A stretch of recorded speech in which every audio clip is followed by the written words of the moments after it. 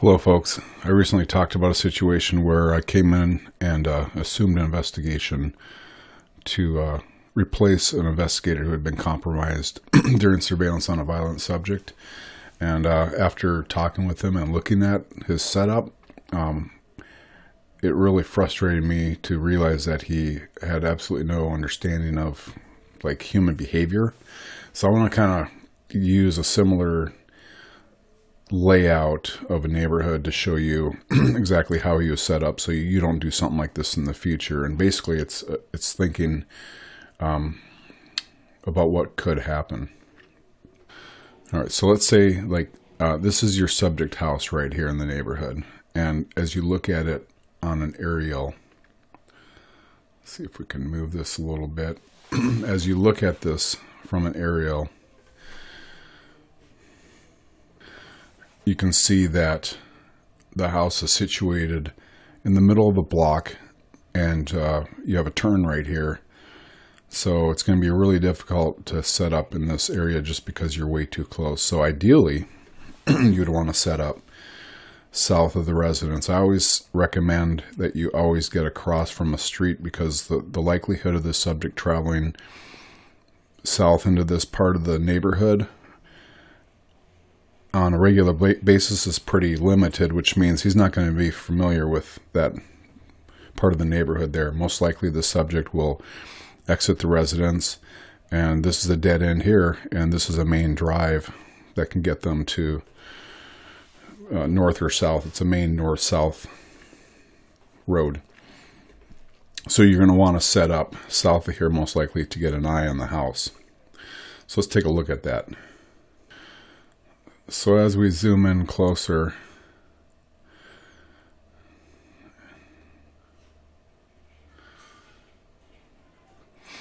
all right, so as we look at this house here and we look at the road, we're like, okay, we need to set up south here just because it makes most sense. So this is what the investigator did, though. If we look at this street here,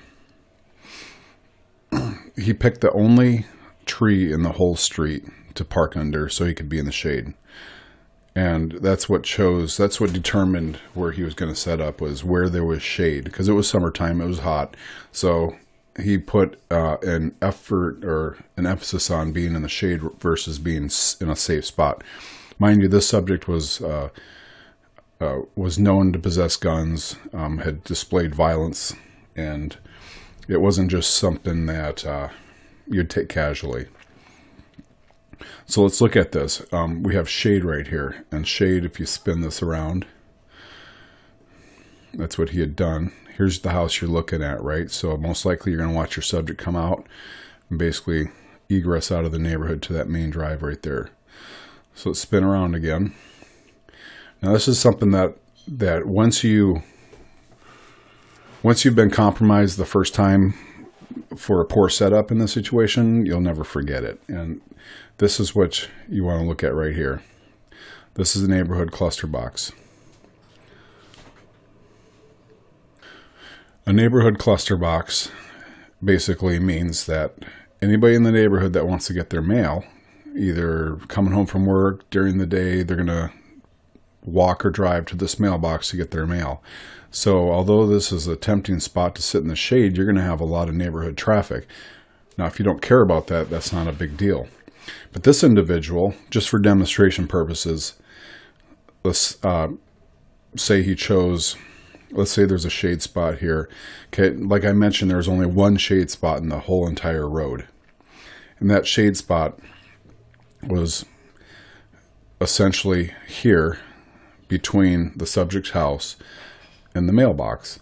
Meaning, if the subject wanted to get his mail and he was known to be home, wasn't working currently, and when you don't have a lot of things to do during the day, you'll probably go get your mail. So he situated himself under the only tree in the road with shade between the subject's residence and the cluster box. So sure enough, first day after the mailman came, first day of surveillance, subject walked past the surveillance vehicle, went to get his mail, examined the vehicle. The subject was in it. I don't know if it was running or not, but he identified that there was a person in the vehicle. The subject did. So that right there is, raises some concern. This location here wouldn't be such a big deal. It's a little bit close to that cluster box, but again, your subject doesn't have to pass by you to get to the mail. So it's in Arizona in the summer when it's 110, 115 degrees, shade is definitely an issue when you're out there all day. So people would say, well, where would I set up? What I would probably do is, this would be an awkward situation to park in here. Depending on the length of the surveillance, I'd probably try contacting this homeowner, seeing if I could borrow the driveway, depending on if I could still get a view up the street. I'm not opposed to parking in this spot here. If I did see the subject come out and start walking down to the cluster box, though, I would consider leaving this position temporarily and not being there when the subject arrived at the cluster box. And that's just because the subject going to the cluster box, they're going to be much more familiar with any vehicles parked down here just because they get their mail. And that's why I would want to avoid that situation. But this is a tough setup no matter what, just because you have L's on each of your end blocks right here. So you have an L here that goes in, you have an L here goes in. So you can't get a real long I on the subject's residence. And so that's where this driveway here would be an option to watch the vehicles. Typically when I'm cruising a neighborhood, I look for houses that are for sale, and sometimes they're vacant and I can borrow a driveway. I just don't do that if they're real close. So the subject ended up driving from the neighborhood, basically taking the surveillant on a route, and it was pretty apparent that the subject had identified the surveillant, and on surveillance, on one of the last runs, the surveillant figured he was compromised, so he parked way down the street and looked through his binoculars, and the subject was basically looking up and down the street looking for the surveillant. And so the point of that is, if the surveillant can see the subject's residence from a distance where the subject couldn't even see him, and he's looking for him, but he can see him, why didn't he choose that position in the first place? So when I had come out to do the surveillance, this is going to be a little bit tough because the neighborhood setup is a little different. But let's just say, actually, this street right here is pretty consistent with how the subject's street was. And so let's say the subject's house was right here. The cluster box was up in about here, and the shade tree was here. So the subject had to walk past. And after the surveillance, where the subject pretty much compromised the investigator had parked way down the street to watch the subject, because at that point he figured he was compromised.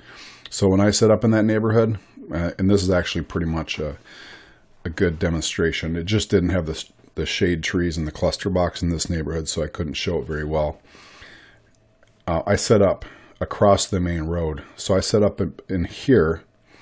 Subject's house is up and about here, and so whenever the subject came out and proceeded out of the neighborhood, and this was a main road up here, and so normally the subject would come out, proceed up to that main road, and then I could follow them out of the neighborhood here.